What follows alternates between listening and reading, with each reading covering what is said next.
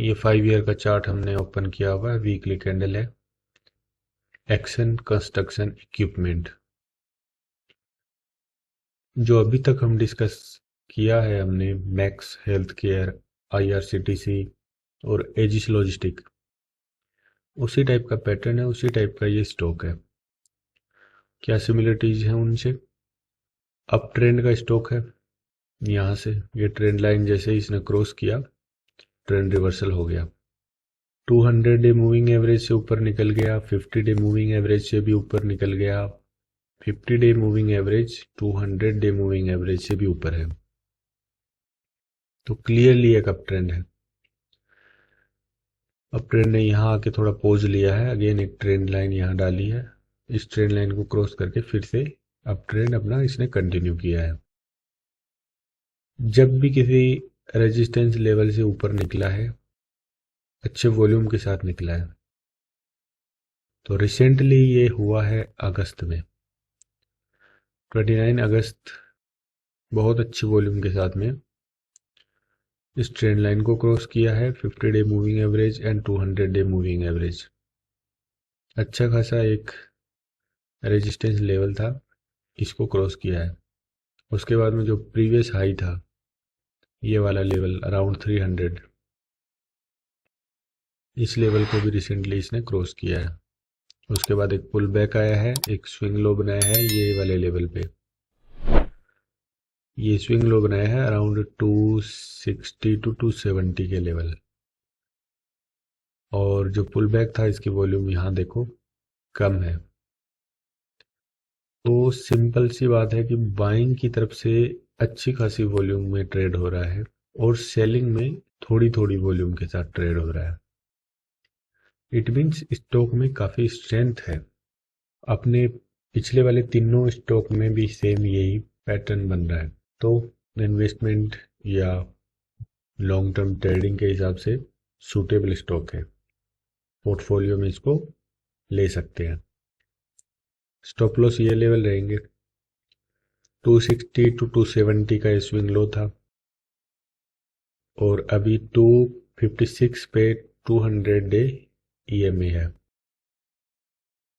तो ये पूरा जोन एक अच्छा खासा सपोर्ट इसके लिए अभी बना हुआ है।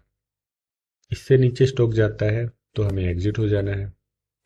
तो 255 के नीचे यदि जाता है तो एग्जिट हो जाना है, और यदि यहाँ से ऊपर जाता है तो बाद में जो नया स्विंग लो, जो नया पुल बैक बनाएगा, वहाँ पे हम अपना स्टॉप लॉस को शिफ्ट कर देंगे। तो वो सारी अपडेट तो मैं डाल दूंगा किसी भी साइड ये जाए। आपको ध्यान ये रखना है कि कोई भी आपको कोई भी स्टॉक बताए, उसमें more than 5% of your entire portfolio आपको एलोकेट नहीं करना है।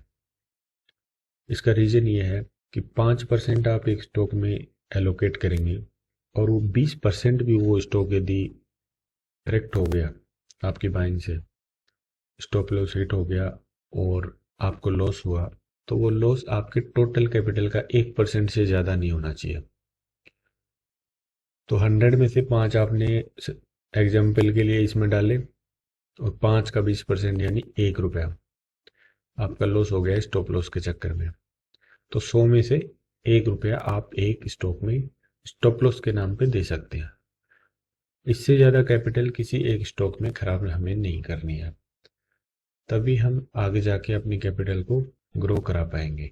तो ये ध्यान रखना है, चाहे चार्ट के बेसिस पे आपको कोई स्टॉक ठीक लगा हो, चाहे आपने न्यूज़ में देखा, सोशल मीडिया में देखा, या किसी फ्रेंड ने आपको सजेस्ट किया, आप उस कंपनी के प्रोडक्ट्स के यूज़र हो सकते हैं, सर्विसेज के यूज़र हो सकते हैं, मगर स्टॉक प्राइस जब तक नहीं चलेगी तब तक स्टॉक हमें पैसा नहीं बना के देगा। तो कंपनी चाहे कितनी भी अच्छी हो, हमारा काम तभी पूरा होगा जब वो स्टॉक प्राइस मूव करे, ऊपर जाए हमारी बाइंग के बाद में। तो फंसना नहीं है, और टाइम करेक्शन में भी नहीं फंसना है, इसलिए हम चार्ट का यूज करेंगे। हमेशा स्टॉप लॉस के साथ ही काम करना है। और तीसरी बात, पोजीशन साइजिंग कभी भी मोर देन 5% एक स्टॉक में नहीं लेनी है।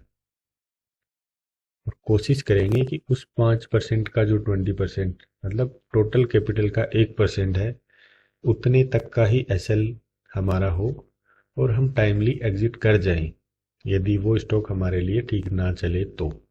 लेकिन अभी position size and stop loss, इन दोनों चीज़ों का खास ख्याल रखना है।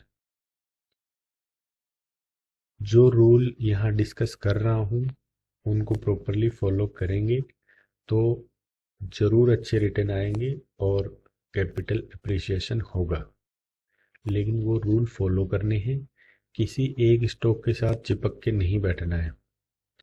अच्छे प्रोडक्ट हैं, ग्रो करेगी, कंपनी अच्छी है, सारी बातें अपनी जगह हैं। हमारा काम तभी होगा जब किसी भी कंपनी का स्टॉक प्राइस चलेगा। स्टॉक प्राइस नहीं चला, गिरा या साइडवेज हो गया लंबे टाइम के लिए, दोनों सिचुएशन में हमारा पैसा नहीं बनेगा। तो हमें चार्ट पे स्टॉक प्राइस मूवमेंट को ही ट्रैक करना है। टाइम करेक्शन के हिसाब से भी स्टॉप लॉस आएंगे और प्राइस करेक्शन के हिसाब से भी स्टॉप लॉस आएंगे। दोनों टाइप के स्टॉप लॉस हमें फॉलो करने हैं और जो बेस्ट अपॉर्चुनिटी मिलेगी हमें पैसा वहां लगाना है। कोई भी स्टॉक हमारा फेवरेट नहीं है और किसी से भी एग्जिट ले सकते हैं जब हमारा मन करेगा, हमारे रूल के हिसाब से। बाकी चैनल में काफ़ी मेहनत कर रहा हूँ, मैं टाइम दे रहा हूँ इसको। आप सब लोगों की तरफ से यही चाहिए कि जिन लोगों को बता सकें उन्हें बताएं इसके बारे में। सब्सक्राइब एंड लाइक शेयर करते रहें। Thank you.